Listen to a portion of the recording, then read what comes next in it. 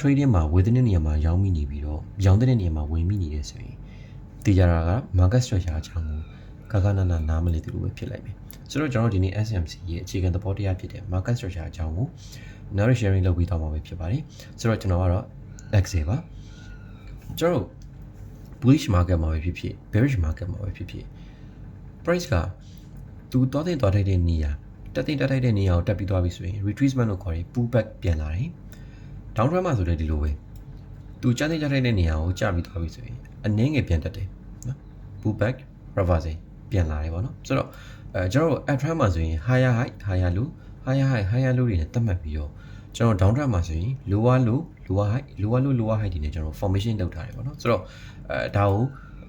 နှလုံးနဲ့ရှင်းအောင်ပြောရမယ်ဆိုရင် price က1000ဈေးတန်းကိုတက်လာတယ်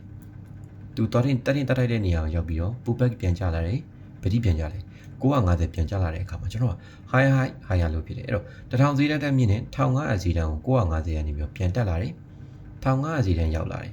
သူတက်တဲ့နေရာတက်ပြီးတော့ပြန်ကျလာတယ်1250အဲ့တော့ကျွန်တော်က higher high higher low higher high higher low တွေနေ formation လုပ်ထားပြီးတော့ကျွန်တော် down trend မှာဆိုရင်တော့သူ1000ဈေးတန်းကိုပြန်ကျလာတယ်ဟောပြီးတော့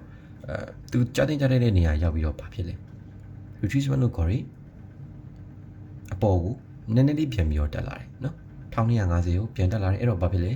lower low ဖြစ်တယ်နေတဲ့နေနဲ့ဒါပေမဲ့နေနဲ့ဒါပေမဲ့နည်းနည်းလေးမြင့်တယ်ပေါ့နော်ဆိုတော့အလွယ်နည်းနဲ့ပြောရမယ်ဆိုရင်ဒါမျိုးတွေကျွန်တော်မှတ်ထားလို့ရတယ်ပြီးတော့1250ဈေးတန်းကနေပြီးတော့900ဈေးတန်းကိုပြန်ကျလာတယ်အဲ့တော့အရှိမရှိခဲ့တဲ့1000ဈေးတန်းကနေပြီးတော့900ဈေးတန်းကိုကျလာပါပြီ lower low နေတဲ့နေလာတယ်ပြီးတော့ကျွန်တော်က lower high ဖြစ်လာတယ်ဆိုတော့market structure အကြောင်းကအရင်ခက်ခဲတော့မဟုတ်ဘူးဒါပေမဲ့ကျွန်တော်တို့ higher high higher low ကိုကနေတတ်မှတ်တာလी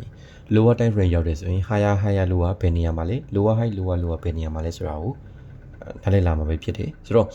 ကျွန်တော်တို့နောက်ထပ်ဗီဒီယိုတစ်ပုဒ်မှာတော့